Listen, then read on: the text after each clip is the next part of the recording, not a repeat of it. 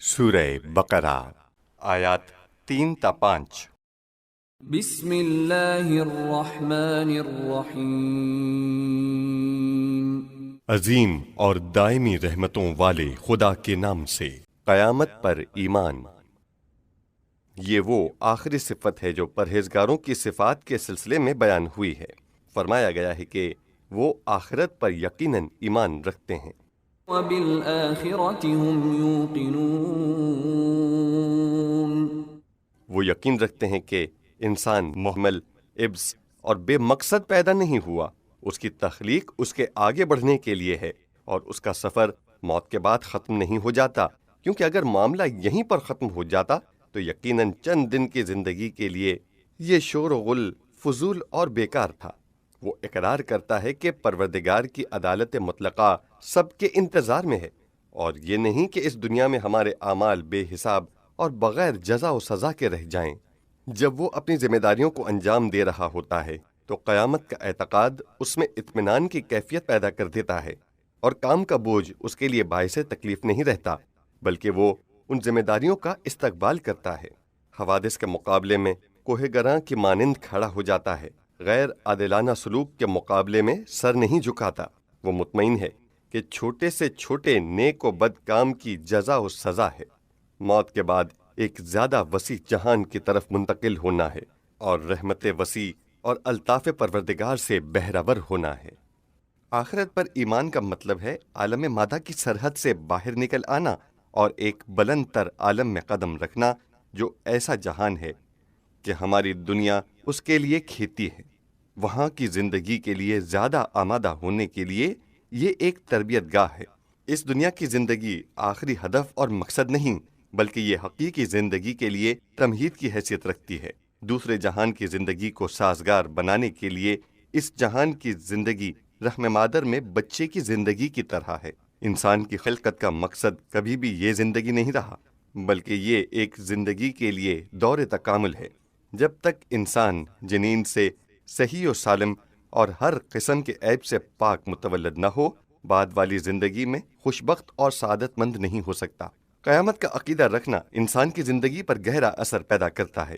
یہ عقیدہ انسان کو شہامت و شجاعت بخشتا ہے، کیونکہ اس کی بنیاد پر انسان اس جہان کی زندگی میں افتخار کی بلندیوں تک پہنچتا ہے جو اسے خداوند عالم کی مقدس راہ میں شہادت سے حاصل ہوتا ہے، اور یہ شہادت ایک صاحب ایمان انسان کے لیے محبوب ترین چیز ہے، کیونکہ یہ دراصل ایک ابدی و جاودانی زندگی کی ابتدا ہے۔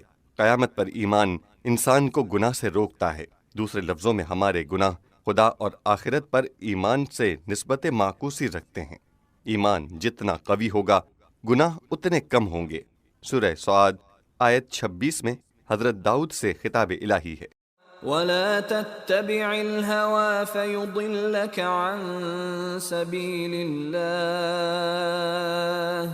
إِنَّ الَّذِينَ يَضِلُّونَ عَن سَبِيلِ اللَّهِ لَهُمْ عَذَابٌ شَدِيدٌ بِمَا نَسُوا يَوْمَ الْحِسَابِ۔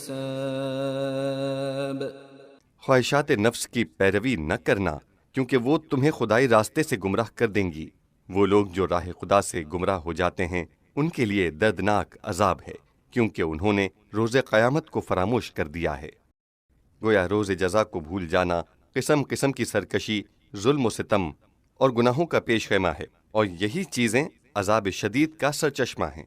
زیر نظر آیات میں سے آخری ان لوگوں کے نتیجے اور انجام کار کی خبر دیتی ہے جن کے صفات گزشتہ 5 آیات میں بیان کی گئی ہیں۔ قرآن کہتا ہے کہ یہ لوگ اپنے پروردگار کی طرف سے ہدایت پر ہیں۔ اولئک علی ھدی من ربہم، اور یہی کامیاب ہیں۔ واولئک ھم المفلحون، حقیقت میں ان کی ہدایت اور کامیابی کی ضمانت خدا کی طرف سے ہے۔ من ربہم کی تعبیر اسی حقیقت کی طرف اشارہ ہے۔ یہ امر قابل غور ہے کہ قرآن کہتا ہے علی ھدی من ربہم، یہ ایسے ہے گویا ہدایت خداوندی ایک راہوار ہے جس پر وہ سوار ہیں، اور اس سواری کی مدد سے وہ کامیابی اور سعادت کی طرف رواں دواں ہیں۔ کیونکہ ہمیں معلوم ہے کہ لفظ علا عموماً تسلط، علو اور غلبہ کے مفہوم میں استعمال کیا جاتا ہے۔ ہدا بصورت نکرہ ضمناً اس ہدایت کی طرف اشارہ ہے جو خدا کی طرف سے ان کی شامل حال ہے، یعنی وہ بہت عظیم ہدایت پر فائز ہیں۔ ہم المفلحون کی تعبیر علم معنی و بیان کے اصول کے پیش نظر دلیل حصر ہے، یعنی کامیابی کا راستہ صرف انہی لوگوں کا راستہ ہے، کیونکہ یہ لوگ 5 مخصوص صفات اپنا کر ہدایت الہی سے سرفراز ہوئے ہیں۔